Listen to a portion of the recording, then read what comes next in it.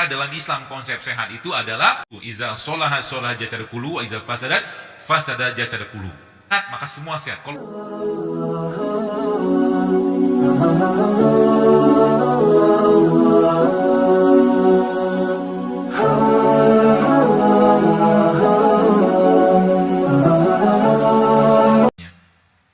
Allah berfirman kepada Jibril alaihissalam, wahai Jibril, jika engkau nanti mendengar Fir'aun mengatakan dia beriman kepadaku, beriman kepada Tuhan yang Musa, maka aku ampuni dosanya.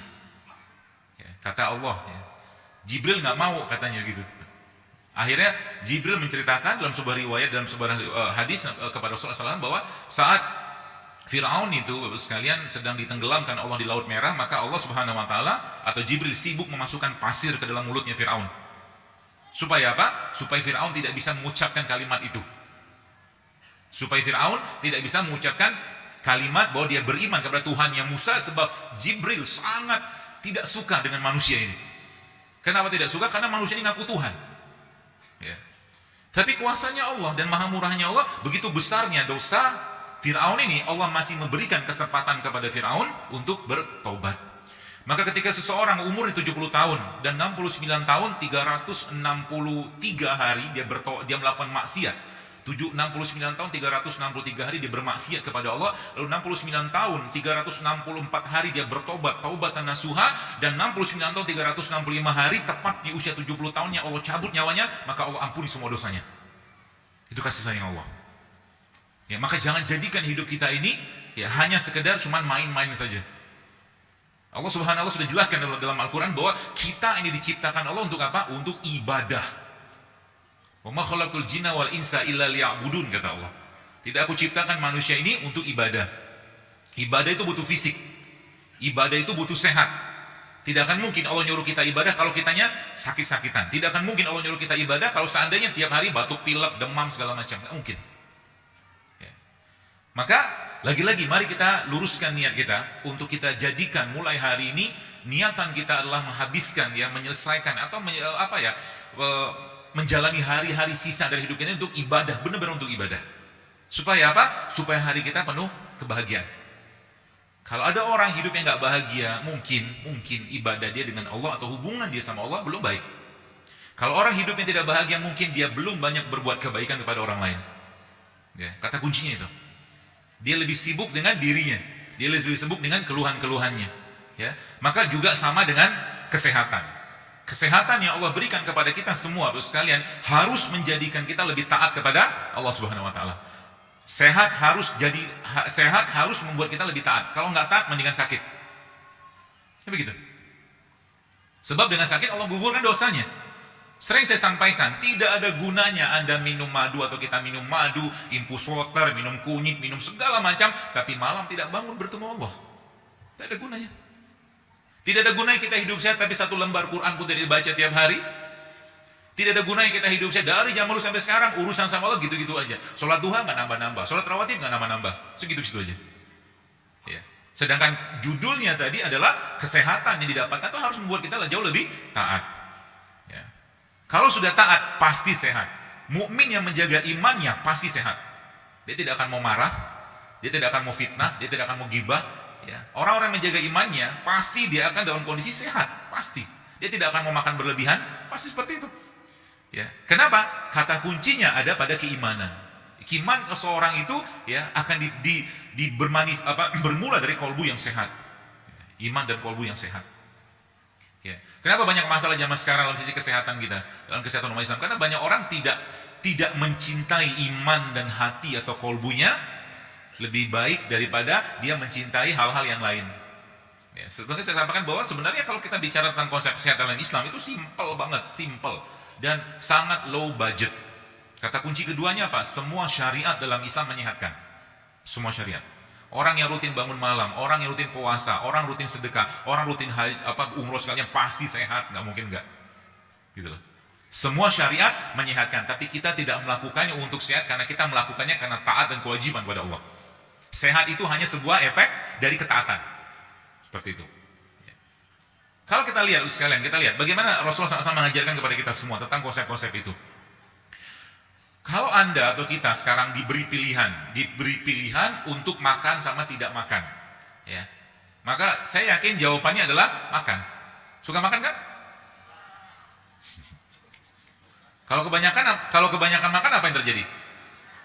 Gemuk kan? Ya. Tanda orang banyak makan apa? Gemuk, selesai kan? Jadi kalau mau sehat, jangan banyak makan.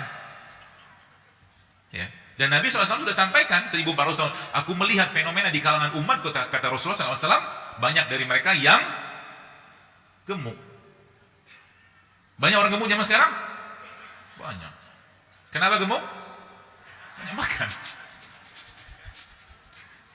Ya, padahal sebenarnya kalau dia mengurangi berat badan sedikit, itu efeknya luar biasa banyak. Ya. Ada satu kalimat, I am a big bone. Saya itu orang yang bertulang besar. Jadi orang yang gemuk itu mereka pikir, tulangnya bertambah besar. Enggak. Ya. Orang yang bertubuh gemuk itu tulangnya sama, lemaknya bertambah. Gitu kan? Jadi artinya apa? Artinya kalau ada orang sakit dengkul, sakit ini, sakit itu, yang dikerjakan pertama kali adalah kurangi berat badannya.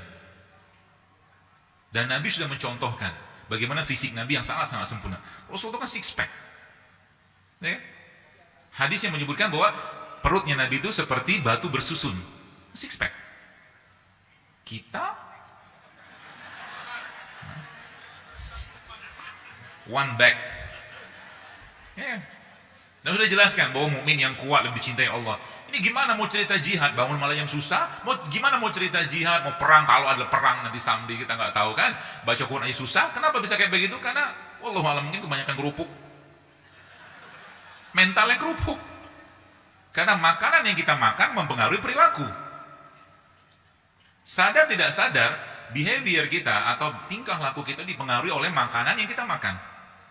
Gitu loh. Udah begitu ceritanya. Makanya orang yang makan daging berlebihan, di samping pasti badannya akan terbebani, pasti juga behaviornya dia atau tingkah laku atau sikapnya itu akan keras. Seperti itu. Jadi kalau Anda pengen matanya lebih gampang mengeluarkan air mata untuk Allah, banyakin buah sama sayur. Serius. Coba lihat, sayur buah itu kan sesuatu yang menyenangkan gitu kan. Warnanya ada kuning, ada merah gitu kan. Lihat daging misalkan ngeri gitu. Merah gitu.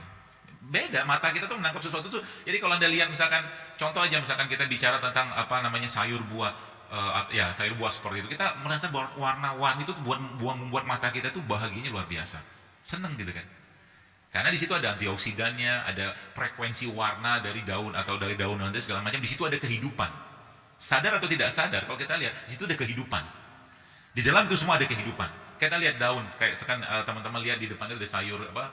Selada gitu kan. Selada itu ada energinya nggak? Ada. Dari mana ceritanya energinya? Ketika dia hidup di tanah, ditumbuhkan Allah di tanah, ya, subhanallah, dengan kuasa Allah akhirnya matahari menyinarinya. Menyinari dengan proses penyinaran matahari itulah akhirnya muncul satu proses yang kita dulu kenal sebagai fotosintesis.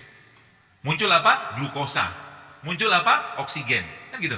Ketika itu dimakan, apa yang terjadi? Orang yang memakannya akan mendapatkan atau tertransfer energi. Gitu. Itu filosofinya. Ya, maka semakin banyak makanan yang kita makan dan itu makanan-makanan yang fresh seperti ini, semakin berenergi dia. Saya bukan anti nasi Padang. Tapi saya tanya kepada Anda yang makan nasi Padang. Biasanya habis makan nasi Padang, apa yang terjadi? Kenapa ngantuk? Ayo. Bukan kenyang loh. Bukan kenyang sebenarnya. Karena yang dimakan sudah miskin enzim, miskin serat, miskin vitamin, miskin mineral. Kan gitu. Kenapa Anda makan rujak tidak ngantuk? Dengan porsi yang sama. Karena rujak masih banyak enzimnya. Itu loh. Iya kan? Maka sebenarnya makanan yang kita makan nanti ya judulnya juga kalau semakin dia bermasalah maka tubuh minta istirahat. Kenapa ngantuk? Wa ja'alna laila libasa. Jadi kami jadikan malam sebagai istirahat. Maksudnya apa? Tidurnya kita itu caranya Allah mengistirahatkan badan. Maka ketika orang habis makan mengantuk, sebenarnya tubuhnya minta istirahat karena makanan yang masuk tidak mampu dia olah. Seperti itu. Ya, maka di situ sebutkan Nabi mencontohkan kepada kita semua bagaimana Rasulullah SAW ketika beliau malam hari ba'da isya udah tidur. Jadi malam itu bukan waktu yang baik untuk makan. Malam itu ngapain? Ya sudah, ibadah mungkin, sholat segala macam, habis sisa ya tidur. Nanti malam jam 1, jam 2 bangun. Ya. Begitu caranya. Nanti makannya kapan? Makannya nanti waktu siang.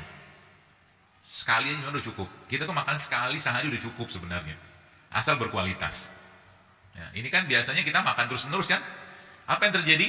Salah satu penyebab lemahnya iman seseorang adalah banyak makan sama banyak bicara. Lemahnya iman. Dan salah satu pintu masuknya syaitan adalah terlalu kenyang. Jadi mulai sekarang kalau makan jangan sampai kenyang. Gitu ya. Makan jangan sampai kenyang. Dan kita tahu makna kenyang itu apa, karena kita sudah diberi ilham sama Allah. Kita udah diberi insting sama Allah. Udah ngerti, udah kenyang.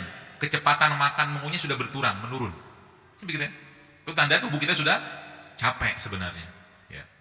Maka Bapak sekalian, kalau kita belajar itu semua, maka sebenarnya ada tanda-tanda yang luar biasa yang Allah berikan kepada kita semua. Yang di situ kalau kita belajar, maka subhanallah, umat Islam harusnya menjadi umat yang paling sehat.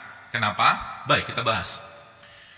Kalau kita lihat, tadi saya tanya, kenapa orang kalau saya tanya kenapa kita lebih memilih untuk makan atau tidak makan? Maka jawabannya makan. Karena manusia suka makan. Dan Allah maha tahu dengan maha kuasanya Allah bahwa nanti kalau kebanyakan makan manusia itu akan begini segala macam, maka Allah wajibkan manusia untuk tidak makan. Kan gitu. Namanya apa? Puasa Ramadan. Diwajibin. Dan ternyata secara sains, itu di belakang masih banyak yang mau masuk tuh. Maju deh. Coba kasih tempat. Mau dapat pahala iktikaf 1 bulan penuh di Masjid Nabawi nggak? Ada hadisnya begini. Jadi kalau kita ngerti hadis, sekian subhanallah, kita tidak akan pernah terlewatkan untuk berbuat baik. Kata Nabi apa? Memenuhi hajat kaum muslimin atau memenuhi hajat saudaraku, lebih aku cintai daripada beriktikaf 1 bulan penuh di masjidku ini. Hajatnya orang di depan sana, di belakang sana itu untuk datang ke kajian ini, hajatnya. Anda kasih tempat, maka itu lebih baik daripada iktikaf 1 bulan penuh di Masjid Nabawi. Jadi ada sebuah riset yang menyebutkan bahwa ternyata secara umum apoptosis itu pergantian atau bunuh dirinya sel itu terjadi pada 11 sampai 14 hari apoptosis. Ya, maka kalau kita ambil tengahnya berarti 12 hari, maka 365 dibagi 12 maka akan ketemu 30 hari. Itu puasa Ramadan. Paham maksudnya? Jadi Allah sudah men-set up bahwa dalam 1 tahun itu memang harus ada 30 hari sel kita tuh bunuh diri. Apoptosis namanya. Dengan cara apa? Diwajibin untuk tidak makan. Jadi seorang ilmuwan, dan saya pernah baca itu, seorang profesor mengatakan bahwa manusia itu dalam 1 tahun memang wajib berpuasa 30 hari. By risetnya dia. Islam sudah menganjurkan itu semua, 1400. Jadi kalau kita lihat bagaimana Allah Subhanahu wa taala memberikan isyarat kepada kita semua dalam surah Al-Baqarah itu, Auzubillahi ya ayyuhallazina amanu kutiba alaikumusiyam kama kutiba alal ladzina min qablikum. Min qablikum itu dari sebelum kalian ini, umatnya Rasulullah ini sudah diwajibin syariat puasa, karena casingnya kita sama kayak nabi-nabi atau manusia-manusia zaman dulu. Bukan casing, isinya. Tapi casing beda, karena casing Nabi Adam, maksudnya itu badannya Nabi Adam itu kan gede, 27 meter kalau kita lihat hadisnya kan. Tapi jeroannya sama, isinya sama. Maka syariat puasa itu sejak zaman nabi-nabi dulu sudah ada. Buat apa? Buat mendetoks, memperbaiki badannya. Ya kita lihat 30 hari. 30 hari kita disuruh, sel-sel kita tuh disuruh bunuh diri. Dengan cara apa? Dengan cara di stop makannya. Tapi sayangnya Ramadan tidak menjadi bulan untuk berbenah diri. Ramadan menjadi bulan untuk buka bersama siapa? Betul? Makan sama siapa? Sahur dengan apa? Buka pakai apa? Akhirnya apa? Sibuk dengan makanan minuman sehingga negeri kita ini 30 hari Ramadan itu inflasinya paling tinggi. Betul? Betul lah, betul. Inflasi kita paling tinggi loh. Sibuk dengan urusan makanan. Sibuk dengan buka apa, sahur apa, nanti buka bersama-sama siapa? Tapi 1 juz Al-Quran pun tidak dibaca sehari. Musibah itu. Ya, sehingga Ramadan hanya sekedar bulan untuk gitu-gituan doang. Dan masjid-masjid pun tidak berubah juga. Dari zaman purbakala dulu yang disiapkan apa? Gak tahu kalau Surabaya. Jakarta mah gorengan. Sama aja kayaknya. Ya, saya mulai diprotes para penjual gorengan. Gak apa-apa kalau zaman seperti ini sudah nggak makan gorengan, kan abang gorengan bisa jual buah. Apa susahnya? Ya kan? Mereka udah bisa jual yang apa, sayur rebus, apa rebus-rebusan tuh loh, yang ubi rebus kan banyak, bisa kita ganti. Tidak mesti gorengan kok. Jangan khawatir rezeki. Ya, seperti itu. Kelihatannya sih kan di sini kan masih banyak muka-muka gorengan ya. Kelihatannya berminyak. Pagi-pagi gitu kan udah sarapan gitu kan. Nabi SAW ya, kalau kita lihat ya Rasul kan pagi-pagi nganjurin makan apa? Kurma. Kita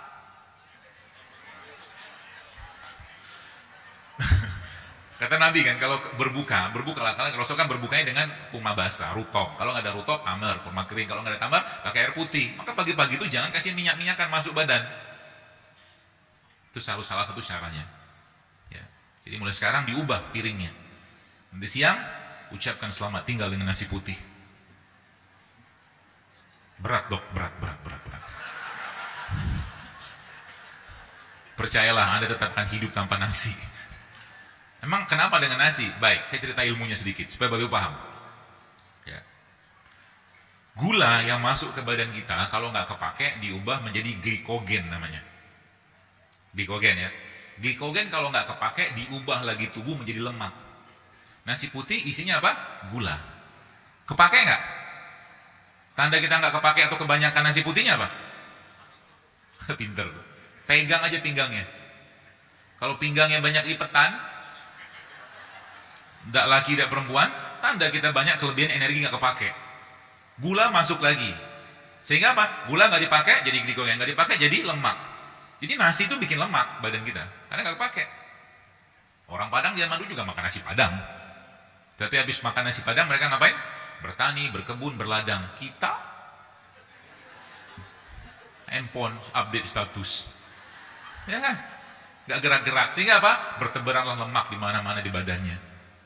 Ya makanya zaman Umar itu Umar marah besar ketika melihat kaum muslimin itu badannya pada gemuk-gemuk. Karena bikin lemah iman, beneran. Kan nggak bisa gini. Anda atau kita tidak akan bisa dapatkan vibrasi atau sensasi dekat dengan Allah teman sekalian, baik dari zikir, Al-Quran, atau mungkin sholat kita dalam kondisi perut kenyang. Nggak bisa. Allah lebih mencintai orang-orang yang lapar. Maka dalam Islam konsep sehat itu adalah sehatnya kolbu dulu. Iza sholaha jasad kullu, wa iza fasada jasad kullu. Kolbunya sehat maka semua sehat. Kolbunya sakit semua sakit. Ya. Dan kolbu kita itu makanannya adalah tidak makan. Dia nggak boleh banyak makan. Makan sedikit udah cukup. Puasa lebih baik untuk kolbunya. Ya. Jadi kalau kita ngerti ini semua, maka sebenarnya kalau kita sekarang mau ikhtiar membangun negeri, memperbaiki kondisi negeri ini luar biasa. Apalagi sekarang katanya BPJS katanya mau naik, tapi nggak jadi naik tuh, katanya. Ya. Jadi maksud saya itu sekarang beban pemerintah kita dengan penyakit luar biasa. 140 miliar setiap tahun kita harus beli obat TBC, sedangkan obatnya ada di tempat kita. Ketika umat Islam kadang secara khusus gitu kan, atau orang Indonesia diajarkan untuk mengenal apa yang Allah ciptakan di muka bumi, maka sebenarnya negeri ini harus menjadi negeri yang paling sehat, harusnya. 350 tahun kita dijajah Belanda, yang diambil apa? Rempah loh. Harta karun di situ. Tapi zaman sekarang, makanan yang kita makan sudah jauh dari itu semua. Ketika orang makan nasi goreng, ada rempahnya nggak? Ada. Ya, ada sih. Ya. Gak banyak. Akhirnya apa? Tubuhnya kecapean, letih terus karena makannya tinggi karbo, ya, tinggi karbo, miskin serat, miskin enzim, miskin vitamin seperti itu. Maka mari kita ubah. Mari kita ubah. Supaya apa? Supaya nanti matinya kita jangan nyusahin orang loh sekalian. Bener gak? Banyak, saya nggak tahu di Surabaya, di Jawa Timur ini, berangkat haji mungkin sekitar 20 tahun ngantrinya. Mungkin lah. Berapa? 28 tahun. Berarti sejak bayi sudah daftar kan? Banyak orang ketika berangkat haji daftar, katakan umur dia misalkan 20 tahun di daftar haji misalkan. Kemudian ngantri sampai 28 tahun. Berarti umur 48 tahun. Tiap hari dia makannya yang nggak sehat. Waktu mau berangkat haji di medical check up ternyata nggak boleh berangkat karena nggak lolos tes kesehatan. Nyeseknya minta ampun. Ya kan? Sayang banget. Artinya apa? Tadi sampaikan, mari kita jadikan hidup sehat itu bagian dari cara kita bersyukur dan bagian daripada kita untuk taat kepada Allah. Itu kata kuncinya. Supaya apa? Supaya nanti jangan nyusahin orang ketika meninggal. Yang sebenarnya memang iya semua orang akan mati di hidup sehat atau tidak hidup sehat pun tetap akan mati. Tapi ada takdir yang kita bisa ubah dengan ikhtiar. Ada. Gitu loh. Tiap hari makannya begini, minumnya begini, nggak ngobrol. Sudah tahu nggak sehat, dimakan juga. Namanya apa? Zolim. Betul nggak? Mie instan sehat nggak? Kenapa dimakan?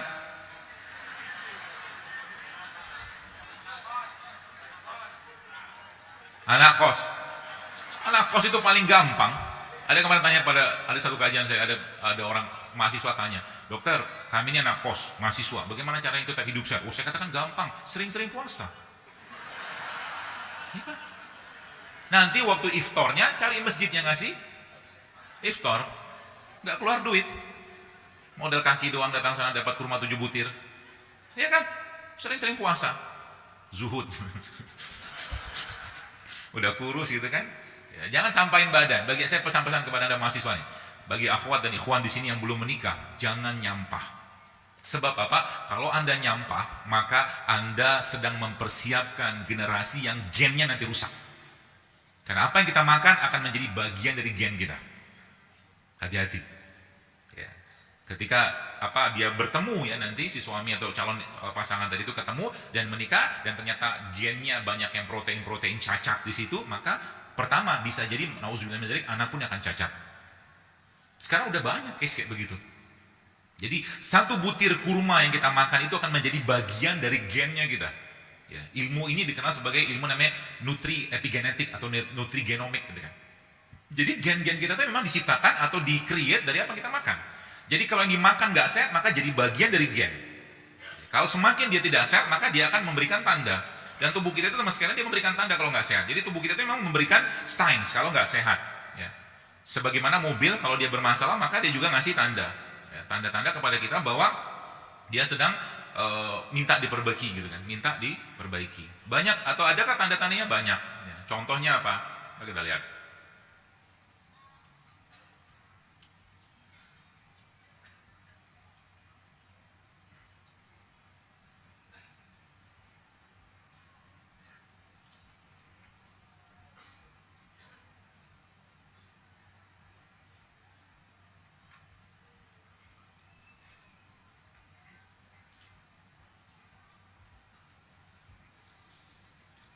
Coba nih.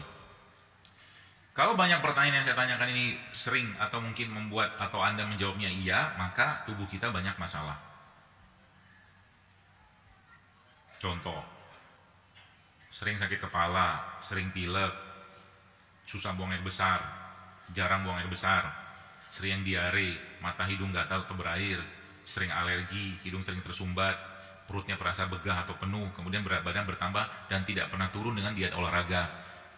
Wajahnya, area wajah bengkak-bengkak, lingkaran gelap sekitar mata, heartburn itu kayak orang panas di dada itu. Kemudian sering buang angin, ya.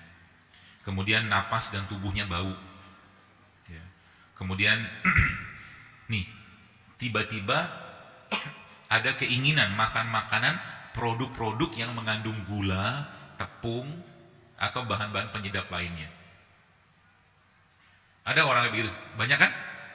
Tiba-tiba gitu kan ada yang memanggil, makanlah gorengan, makanlah mie instan gitu ya. Karena gini teman sekalian, sebagaimana alkohol dan narkoba memberikan kecanduan, makanan-makanan gak sehat juga memberikan memori ke otak kita. Nah, dia memberikan memori, ya seperti itu. Maka itu salah satu tandanya. Kemudian tidur nggak nyenyak, sering gatal badannya, berjerawat atau gangguan kulit yang lain. Kemudian sering mengalami suasana pikiran hati yang buruk atau pikiran berkabut. Itu tanda, salah satu tanda ya, bahwa tubuh kita banyak sampahnya. Atau orang-orang yang cenderung baperan. Apa tanda-tanda orang yang baper? Gampang banget live group WA. Diomongin sedikit, baper. Ini baper, hidup di hutan saja kalau begitu. Ya, gak usah di kalangan manusia, sama jin sekalian hidupnya. Ya. Jadi itu ya. Kemudian sering kesal, frustasi, ya. Kemudian sering banyak bahan-bahan kimia dalam kesehariannya, ya. Kemudian alergi terhadap obat atau hal tertentu, ya seperti itu banyak. Jadi banyak audit itu banyak. Tapi secara umum seperti itu. Jadi mungkin teman-teman mulai lihat. Kalau sekarang, bagaimana cara menilainya? Saya kasih clue yang gampang. Seperti ini. Kalau Anda punya mobil mewah, sebuah mobil itu misalkan saja harganya 10 miliar, mobil sport car lah, atau sport car. Maka kalau mobil ini teman sekalian Anda atau mungkin kita pakai, maka sejatinya mobil ini harus dimasukkan bahan bakar jenisnya Pertamax. Kan gitu. Harus bahan bakar Pertamax, entah 92 atau 98 katalah. Pertanyaannya, kalau dimasukin Pertamax apa yang terjadi? Mobil tadi akan berjalan, akan hidup, masa hidupnya sesuai dengan jangkaan pabriknya. Tapi pertanyaannya, kalau misalkan yang punya mobil ini iseng, isengnya gimana? Dia masukin premium. Kira-kira nasib mobilnya gimana? Rusak. Spare partnya, onderinya, semua akan rusak. Yang bawanya pun stres. Karena dikit-dikit rusak, Ya. Mobil mewah gitu. Kalau saya tanya, dan saya tahu jawabannya, atau jawabannya akan teman-teman berikan apa? Mahal mana mobil ini dengan badan kita? Maka saya yakin Anda akan menjawab, mahalan badan saya. Betul? Sekarang saya tanya, bahan bakar apa yang kita masukkan dalam badan kita? Saya kasih 3 pilihan. Premium, Pertamax, atau oplosan? Jujur aja lah. Sudah tahu sekarang status kesehatannya kayak apa? Yang punya mobil aja, kalau mobilnya bermasalah, stres. Sama kayak kita, raganya kita. Ini akhirnya membuat kolbu, hati, emosi kita juga stres. Karena nggak ada sehat-sehatnya gitu loh. Puasa jarang, makan buah jarang, makan sayur jarang, minum air putih jarang. Ya gimana begitu mau sehat? Pagi, siang, malam, nasi goreng. Betul? Nasi goreng sehat nggak? Kok berat begitu mengatakannya? Sehat nggak ya? Jujur, nasi goreng itu sehat nggak? Kenapa dimakan?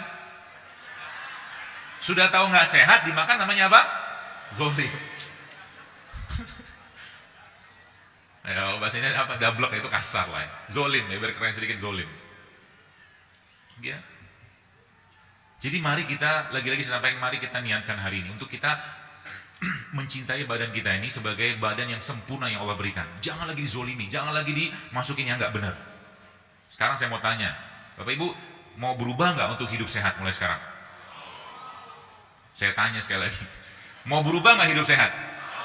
Allah saksinya. Artinya kalau Anda mulai sekarang nggak makan sehat lagi, zolim. Allah saksi. Falyanzuril insana ila ta'ami. Perhatikan apa yang dimakan. Kan gitu kan? Kita dikasih pilihan, udah ngerti nggak sehat, jangan dimakan. Ya, gitu aja sebenarnya simpel. Kalau udah sehat juga jangan berlebihan dimakan. Nanti juga masalah. Minum madu 1 hari 1 kilo 1 liter, ya kencing manis juga. Iya kan? Banyak orang tanya kan, dokter saya makan kunyit gitu kan, kunyit ini saya baca penelitiannya katanya bisa bikin rahim kering. Inilah mandul segala macam. Iya kalau ente minumnya seember sehari. Pernahkah orang negeri ini keracunan minum kunyit?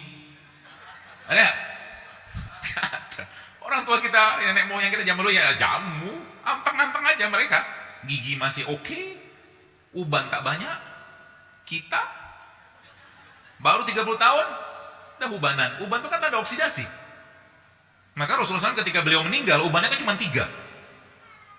Gitu. Ini baru kuliah semester 1 sudah ubanan. Kebanyakan apa itu? Kerupuk mungkin. Ya, mari kita jadikan. Jadi kalau kita meniatkannya karena Allah teman sekalian, maka nanti Anda minum madu, minum kunyit, makan apa gitu pahala. Gitu loh. Jangan cuma sekedar untuk apa tren atau lifestyle. Ngapain? Ya Allah, aku minum madu ini ya Allah agar aku bisa beribadah lebih baik kepada Engkau. Pahala. Ya Allah, aku minum atau makan sayur ini ya Allah agar aku bisa lebih banyak sholat malamnya ya Allah. Pahala loh. Dan kita akan sesuai dengan apa yang kita doakan. Ya, dan Allah menciptakan ini semua untuk kita. Ya, untuk kita. Ya, seperti itu. Jadi lihat, kita kembali ke tadi. 365 dibagi 12, maka ketemu 30 hari. Ketemu 30. Maka memang sejatinya, maka mulai sekarang, Ramadan tahun depan, tahun ini lah, ya, jadikan sebagai momen kita untuk bersih-bersih badan. Nggak usah lagi ribet dengan urusan makanan. Masjid-masjid nanti siapin air putih sama buah, cukup. Sama kurma. Ya, kalau ada yang mau kasih takjil atau mungkin makanan, kasih tahu sama dia. Jangan yang berlemak, jangan yang bersantan. Jangan yang pakai minyak. Bisa nggak? Bisa sebenarnya. Kalau kita mau ubah bisa kok. Ya, kalau mau. Ya, no sirup. Ya, jadi kalau mau berbuka sehat datang ke masjid ini misalkan gitu kan bisa. Kita dapat pahala loh. Ya, makanya sering-sering sampaikan bagi Anda yang bisnis kuliner, ingat baik-baik pesan saya ini. Jangan sampai orang yang dulunya sehat gara-gara makan produk yang kita buat jadi sakit. Ya. Namanya apa itu? Zolim. Zolim. Orang dulu nggak kena diabetes, tiba-tiba makan kita punya produk tiap hari kena diabetes karena tingginya gula. Saya kemarin ada ketemu dengan salah satu artis lah, diceritakan kan, saya bilang hati-hati loh Bu, saya bilang Mbak, jangan sampai nih produk Mbak ini jadi biang kerok diabetes negeri ini.